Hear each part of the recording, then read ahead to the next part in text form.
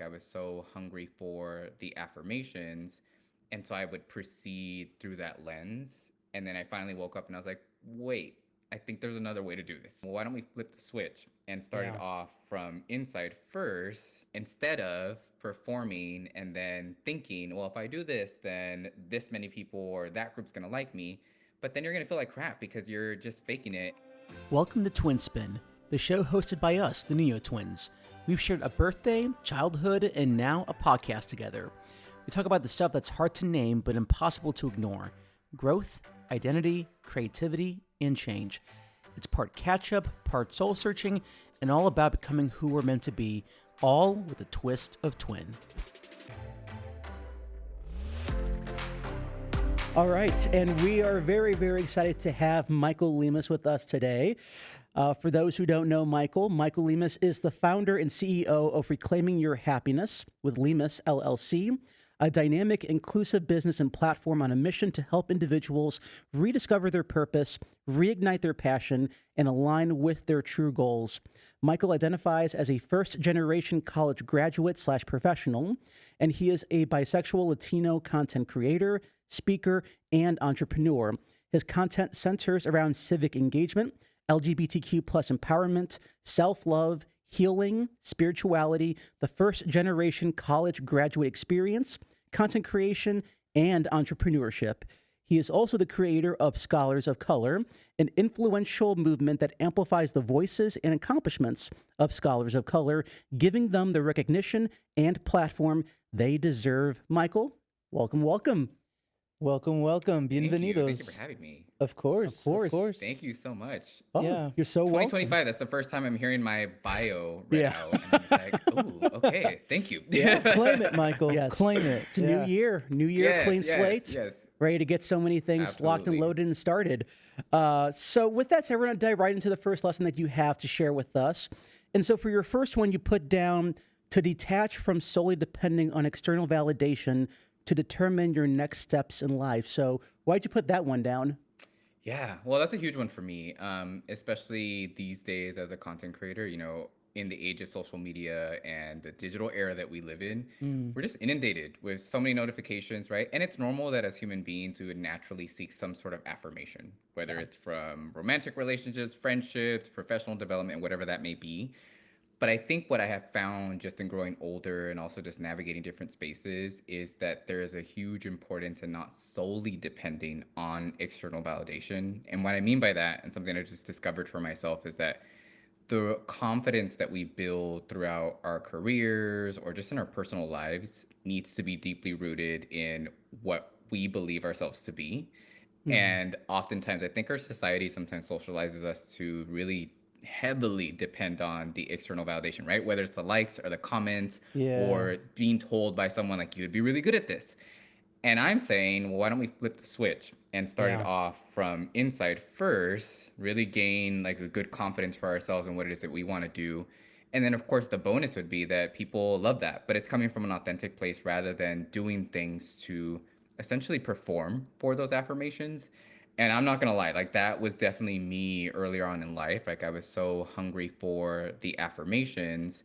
And so I would proceed through that lens. And then I finally woke up and I was like, wait, I think there's another way to do this. And so Yeah. that's really what leads to that. And I hope more and more people can discover that for themselves. No, absolutely, absolutely. You kind of hit the nail on the head very well about how, yeah, we do live in a society where society does a really good job at pushing our need to feel validated by so many things, whether it's social media, friends, family, you name it, it exists.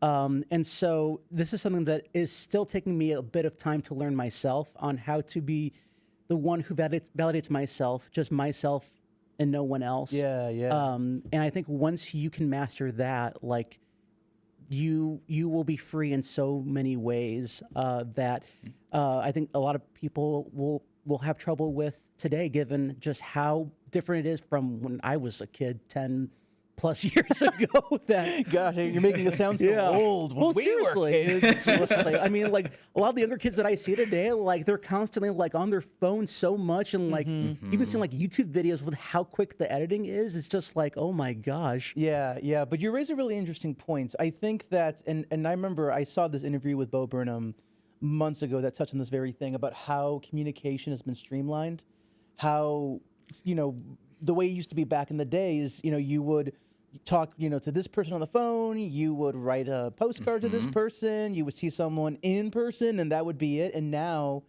you know, because of social media, you can send a post to literally thousands of people at once, and you reach so many more people, and you can keep track of so many more people. And with that communication being streamlined, we do feel a lot of immense pressure to be liked, to be adored, to have so many people think positively of us.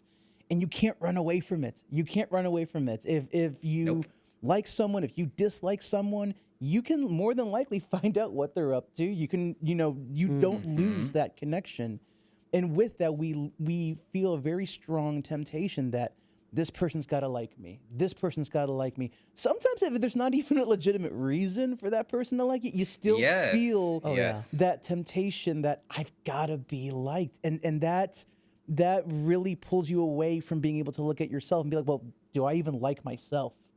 You know, and I think that's a conversation that more of us need to have with ourselves. Yeah, and that reminds me of what you brought up, Michael, about the fact that a lot of people I feel like are performing, you know, when being in the workplace, being with friends.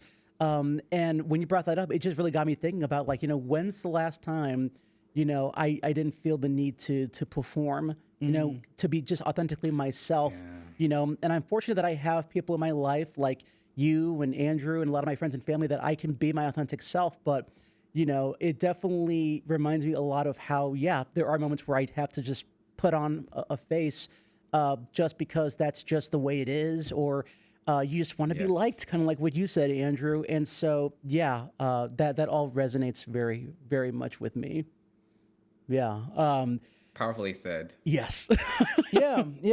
And I really do hope, you know, that, I mean, I'm not saying that I want like TikTok to get like banned or anything, or I know that it just came back and hopefully it stays back. But my hope is that, you know, people do use this moment as like an inflection point with themselves. And it's like, what is the version of me that I'm putting out there? Whether it's in real life, whether it's social media, with my friends, with my family, and really gets us to not only, you know, challenge what we know about ourselves, but also challenge the beliefs that we think others have about us. Yeah. And I think a lot of that thank you. Yeah. And I hope a lot of that just comes from just the way that we challenge what we know about ourselves and how we perceive the world. Yeah. Yeah. Absolutely. Absolutely. And if I could just add really quick to that, like on the social media arena, and even I would say throwing in marketing, that's something that when it comes to folks that are creating content or just creating brands or putting themselves out there, it's very easy to fall into the trap of like, well, I need to perform and go and approach my content in this specific way to this specific niche.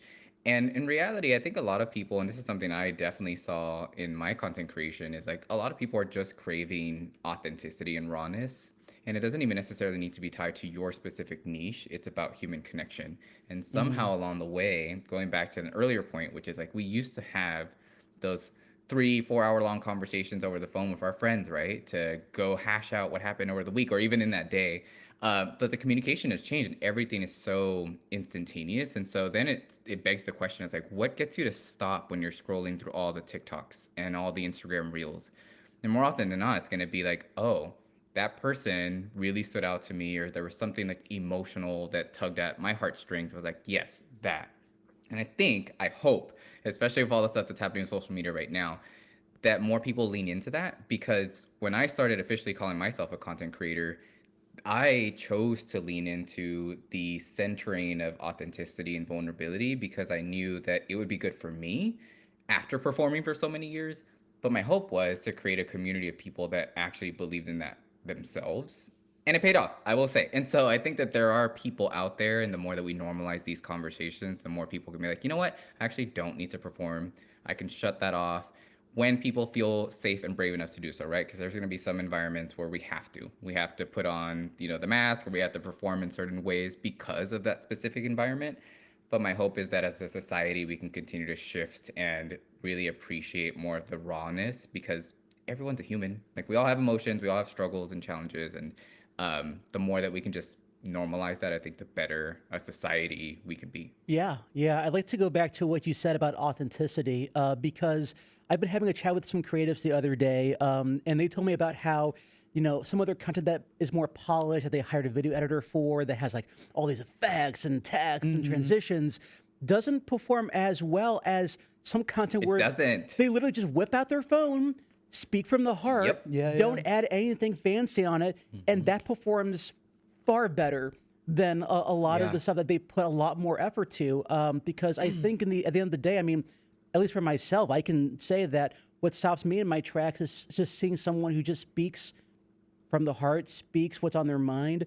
And that stuff just really resonates with me and apparently a lot of other people more than a lot of the more heavily produced stuff that we've become so accustomed to seeing today. Yeah, I mean, being vulnerable is scary. Absolutely. It's very, very scary. I mean, and whether it is, a TikTok, whether it is a film, whether it's a song, I mean, being vulnerable is frightening, because you're sharing a part of yourself with the world at the risk of the world rejecting you, turning you down. And a lot, I mean, Yeah. whew, I mean, I could hop down a whole other rabbit hole about just how, in general, we're afraid to be vulnerable with one another and to be real. Like, if we were to just walk down the street right now and ask someone how you doing, would they actually tell you how they're doing, or it just, Right. it's like, oh, I'm good, and you, and just move on.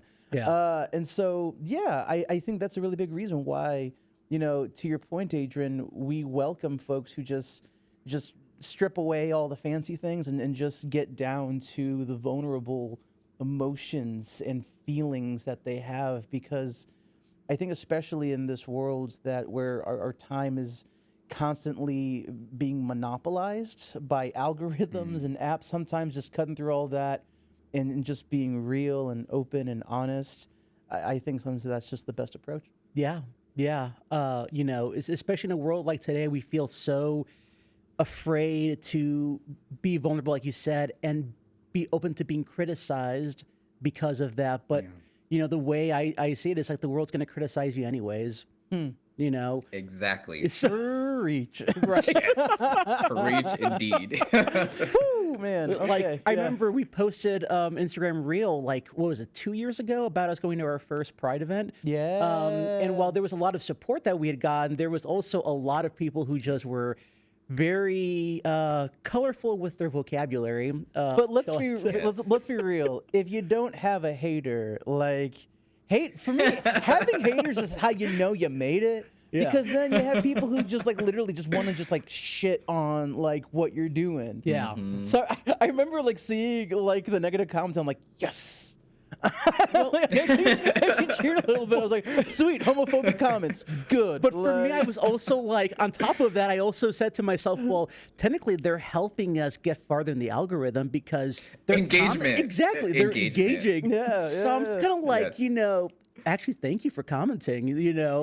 It's hateful stuff. I'm not going to listen to it, but thank you for helping us get further out there. Yeah. We welcome your hate in that way. yeah. I love it. I love it. Yeah.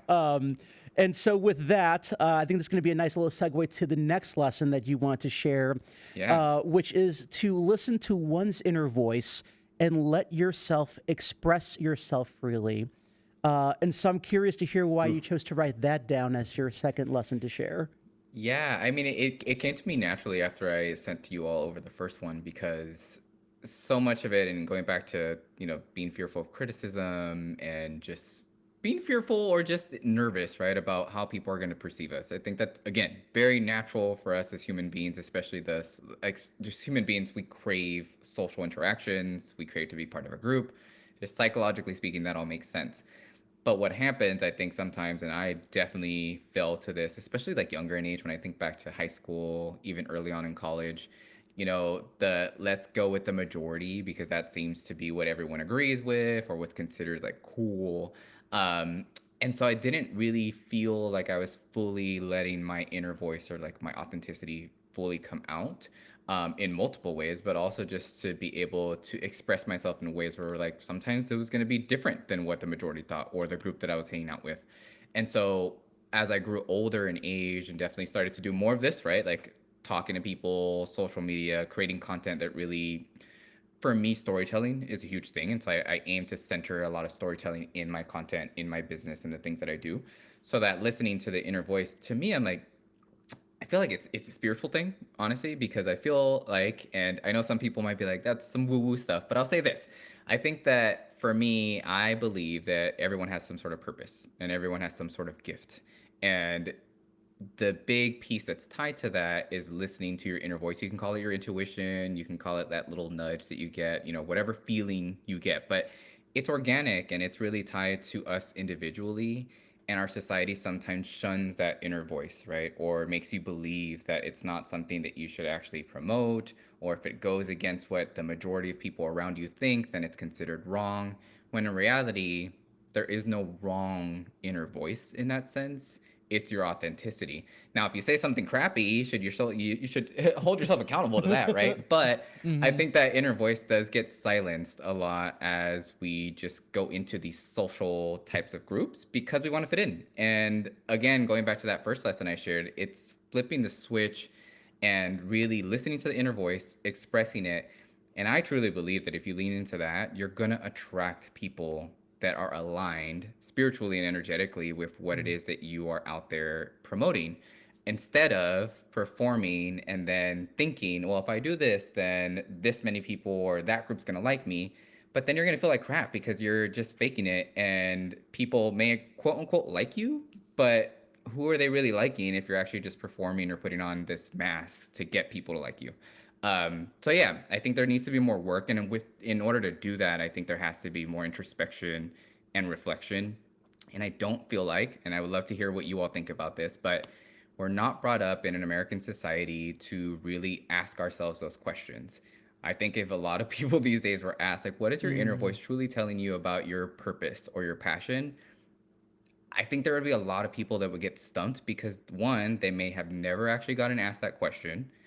And then two, have they ever been given the opportunity to even express it or to reflect on what they even want in life rather than what society has been saying, well, you should do this, you're good at this. So yeah, it's very much like, let's break down these constructs because they're not working for us. So Oh man, there's So so much much, goodness yeah, so right much there. goodness in Oh all of my that. goodness. Good God, yeah. Wow. I mean, it's so true though, and like this kind of just hopping back to the last point that we just discussed. But Yeah. not only do we truly, do we ask enough, how are you actually doing? But I remember I did this mm-hmm. thing last year where when I was hanging out with friends, I asked them, "How happy are you? How Ooh. happy are you with your life?" And the reactions, I mean, it was all over the spectrum. There were some that literally just did like a double take, like, "What? Like, what is this?" And yeah, I really don't think that we ask ourselves enough.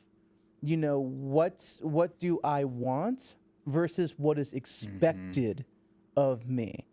And I think that if we asked ourselves these sort of questions more, had these sort of mental self check-ins, I really think that a good number of us would do life differently, would make different choices, would choose to hang out with different people. But I think that especially with the social media element, there's a lot of pressure that you have to live life a certain way, you have to speak a certain way, you have to wear certain clothes, you have to do these things instead of, more importantly, asking like, do I actually want to do this? And this is kind of goes along the lines of, I know Adrian, you and I have talked about like since coming out, like I've been doing a lot Mm-hmm. of deconstructing in my own terms of like what was I raised to like versus Yeah. what do I actually like to do.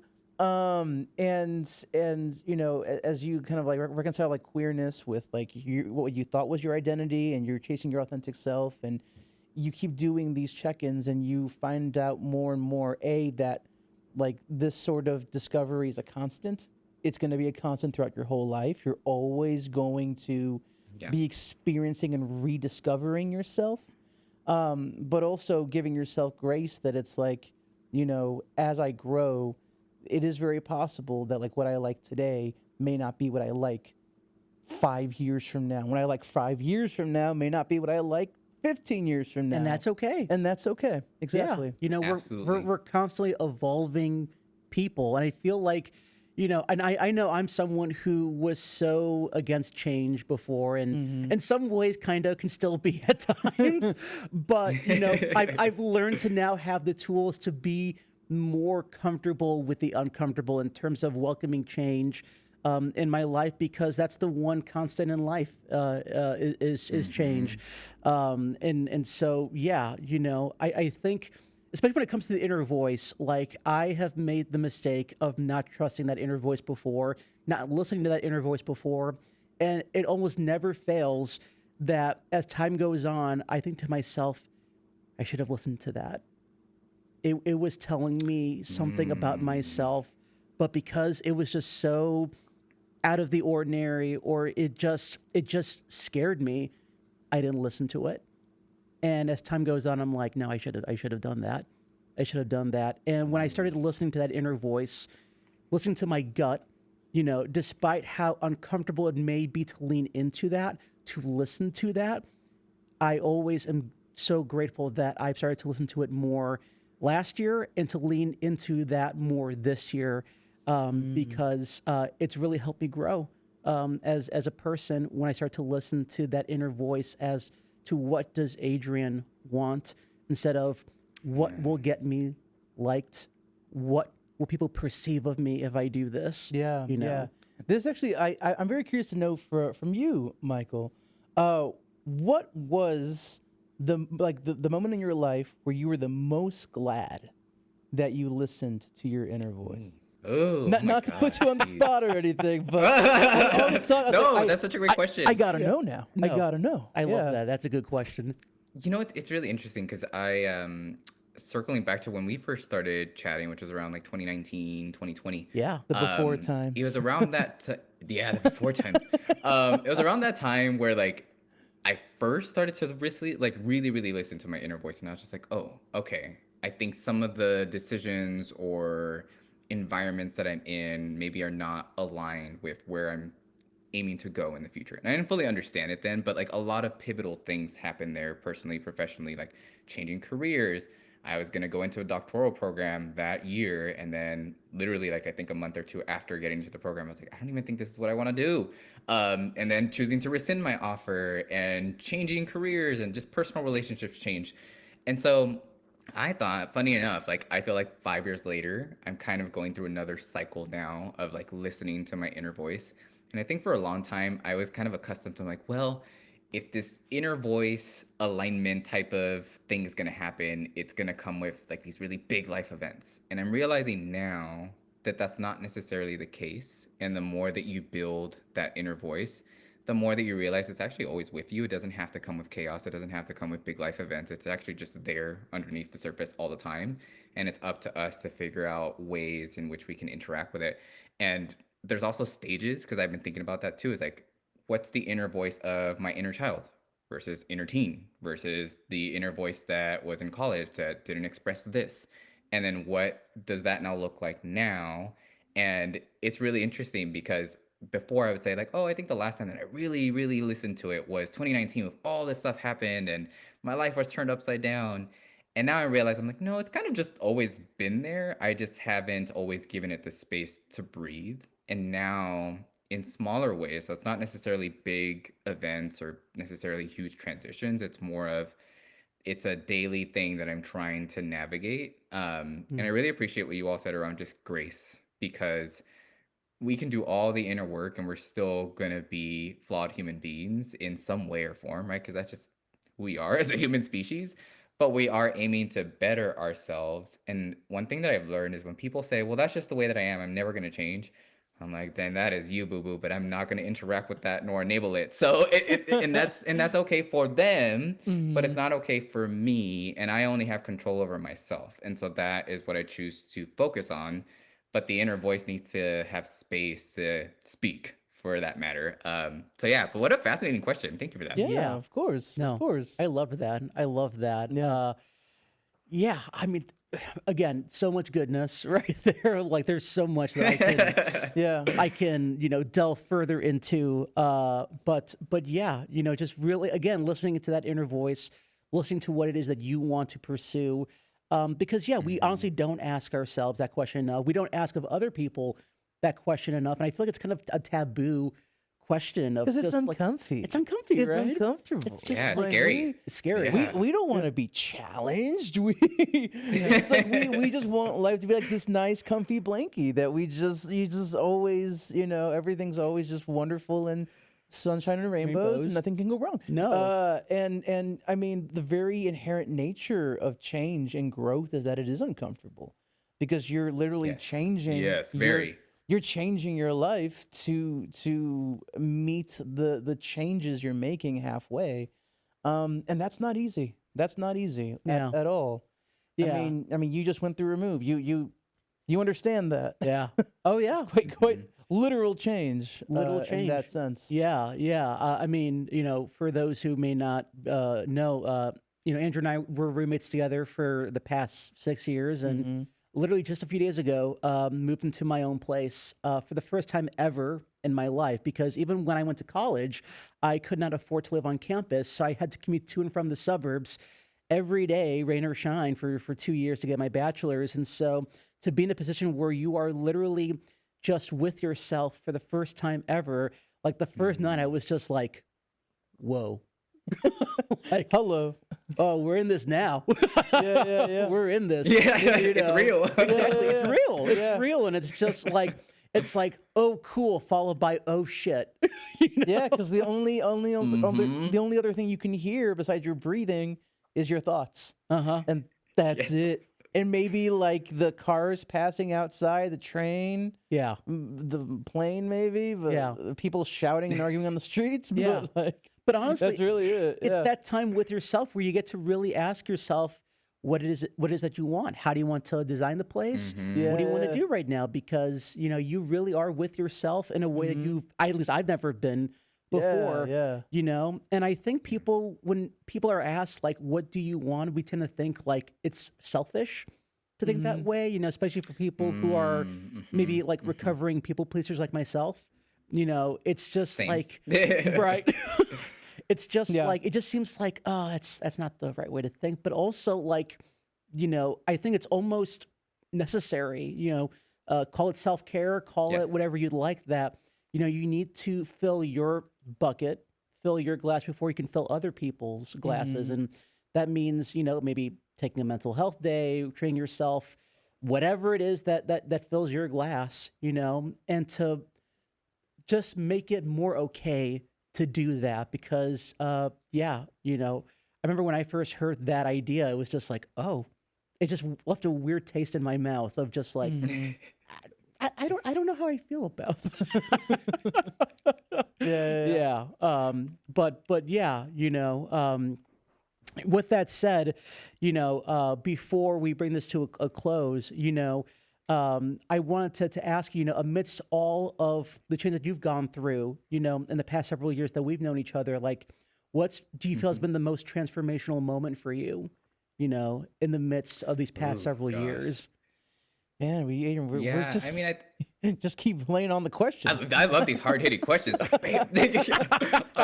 But I love it. And also, I think again, going back to what we just talked about, how can we normalize these conversations, even for loved ones, right? Like, if it's not on social media or a public facing platform, although I think we all enjoy that here in this room, but even with our friends, like I love that question. When was the last time you were happy? Like I'm like, ooh, I want to do that.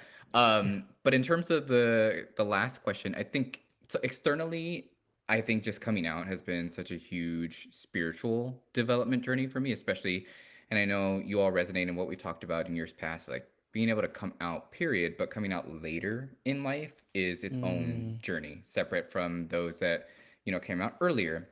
And there's not necessarily like any better time or right time to come out, but I think for me, just spiritually speaking, that was a huge transformative journey, because it wasn't just about like, oh, hey world, I like this many genders, or this. It wasn't about that. It was more of like, I get a chance to actually be free in my expression and in my spiritual practice. And that's been fascinating to me, because I know there are, of course, people out there that are like, oh, you're queer, you can't be in the kingdom of heaven and blah, blah, blah. But it's like, Mm-hmm. actually, coming out as queer for me allowed me to connect more spiritually to what I believe in terms of like the divine and, my ancestors in the universe and all this stuff.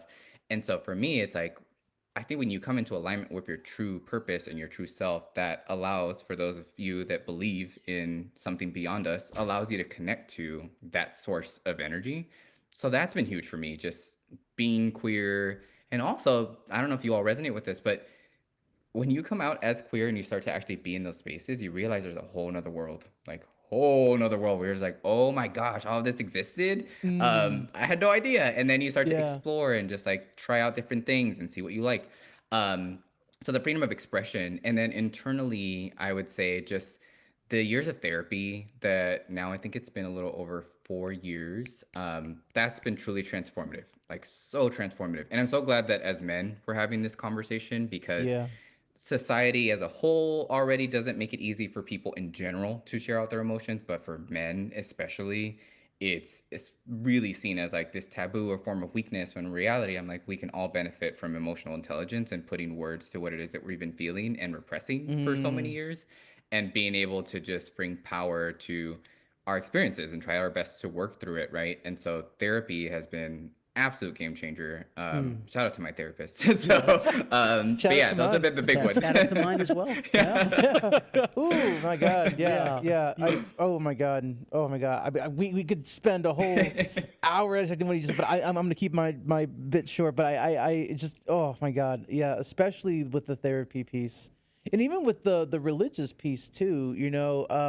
Having grown up Catholic, Roman Catholic, like Same. that was a huge piece for me as well. Was just by coming out and being who I am I like denying myself like heaven? Am I denying myself the acceptance of my congregation and my family and all of that?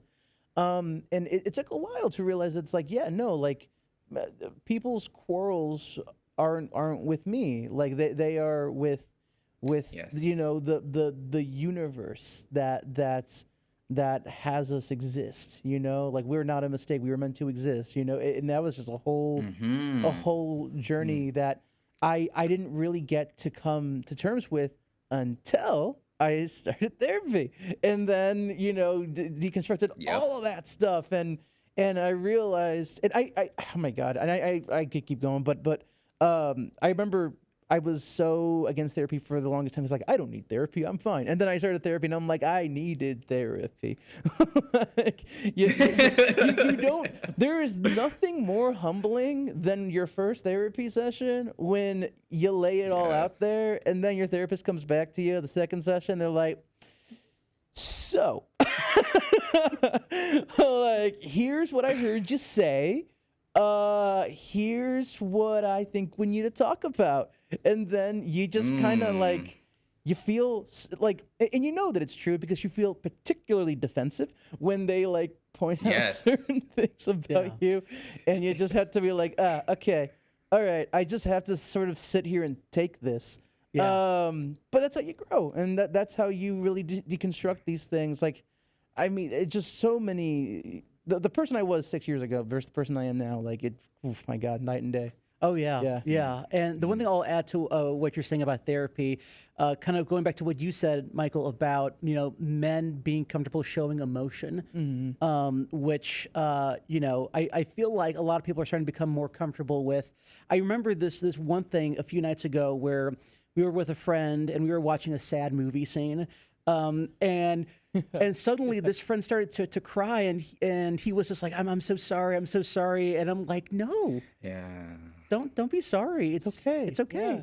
Yeah. It's beautiful that you felt comfortable letting out this emotion from this scene that just touched you in a way. I mean, first of all, I was tearing up as well, Yes. so he wasn't alone in that. But I think, just to feel so comfortable in that moment, to be so vulnerable, to show that part of yourself, like that was beautiful. And I think if more people were comfortable showing that part of themselves, I think we'd be able to have deeper, more intimate conversations. And so, when you both brought that up, I immediately thought of that. And just how wonderful that moment was. And so, like Andrew said, I know we could talk forever, and we very likely could. But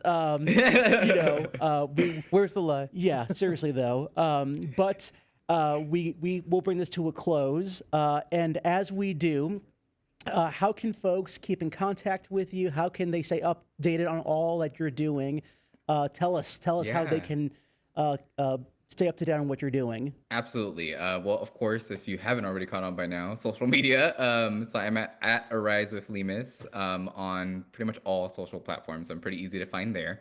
And anytime there's any sort of big update, whether that's personal or professional, that's going to be a best way to go ahead and really figure that out as far as like what's going on with Michael. But outside of that, I would just say one thing that I'm really aiming to do, especially this year with just everything that's going on in the world, is trying to just create community spaces or just be in more community spaces in and outside of social media. I think that a lot of it, especially through the era of COVID, right, a lot of stuff went to online, and now I'm recognizing, like, what would it look like to just meet up with people at a local coffee shop or go volunteer and go like just outside.